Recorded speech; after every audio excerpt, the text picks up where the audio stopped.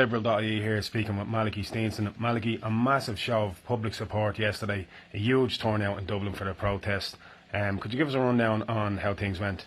Yeah, yesterday we had a rally in Dublin, hugely representative of the entire nation, people from all over the country, and you could see that not along with the tricolours, with different GAA county flags identifying where people were from. I want to say a big thank you to everybody who took the time to come out yesterday on a bank holiday Monday. I want to particularly thank the flag bearers, the speakers, and everybody else in between. And particularly I want to thank our stewards who stood between our protest and the Garda riot squad to prevent any violence happening, particularly from the Garda side by attacking our march. But I want to address again what happened yesterday. We assembled at the Garden of Remembrance. As we moved past the school where 3 young children and Leanne Flynn were stabbed almost to death last November, we had a minute's silence. Our intention was then to turn left into Parnell Street, go up to Gardner Street and turn right and on up to the Customs House. The Gardaí were aware of that plan. Moments before we moved off, I was approached by a superintendent and told, or asked at that stage, would we not go down O'Connell Street? I made it quite clear that we would not be going down O'Connell Street, that we were not going to involve ourselves in any confrontation with any other groups which may lead to some difficulty or some violence from them. We had women and children in our march, men, women and children, and we weren't going to put them at any risk. He said he'd go off and make a phone call. He never came back. But he had indicated that they wanted us to march down O'Connell Street. Now he never identified who they were, but I have to assume that it was his superior officers at Garda Central Command. Our march, as it approached Parnell Street, was blocked off by riot vans and by riot police. I won't call them the public order unit because they're not there to serve the public order. They're there to enforce state policy. Our march was channeled down O'Connell Street into a narrow side of the road where they had parked police vans and had the riot squad assembled. The riot squad manhandled anybody who got in the way until our stewards created a line between the riot squad and our march. There was no violence from anybody on our side.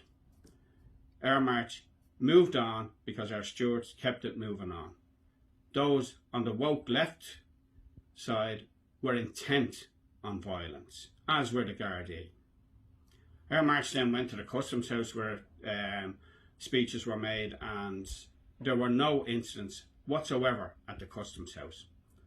A small group of between 20 and 30 people left our protest after it finished at 4 o'clock to go up to Mountjoy Prison and to hold a vigil for Enoch Burke, who's in there for over 250 days at this stage. As they went up Gardner Street, and people can go on social media and look at the footage, they were hemmed in by the riot squad and by uniformed Gardaí, and 11 arrests were made. There were no incidents apart from the Gardaí stopping those people and arresting them without any justification whatsoever.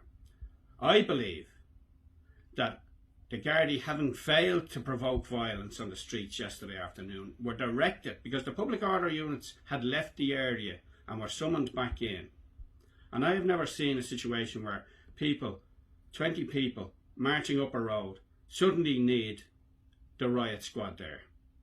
I believe that at the very highest level of An Garda Síochána, those Gardaí were directed and ordered to go to Gardner Street and carry out arrests so they could give the media, as RTE stated last night, there were 11 arrests throughout the day. That is factually incorrect. And when we're told we need a state broadcaster, what we have is a propaganda tool for the government. That was blatantly a lie. There were not 11 arrests during the day. They also said that there were a couple of hundred people at our rally. Again, anybody looking at social media can see the pictures that make that show how clearly that is a lie.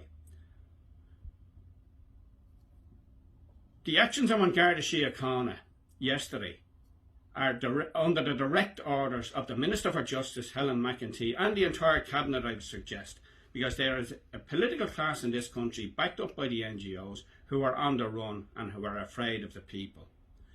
Drew Harris has destroyed the Garda force. He is there, and the Garda themselves, in a recent poll, 99% of them have no confidence in him. Drew Harris is attempting to destroy what passes for community policing in this state. We have had policing by consent for over 100 years.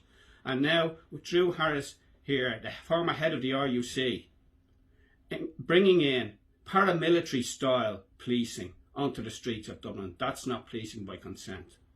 And it's time that the political class stood up and stood up against this. And we will be putting in complaints to wherever we have to, although that will be a futile exercise. But we will stand up for our people who were arrested yesterday, and we want a public statement from the Minister today about what happened yesterday and who ordered what is essentially an attack on democracy. They attempted to create, the Gardaí attempted to create violence on the streets yesterday, and that is not something that any society can tolerate. Thank you for listening.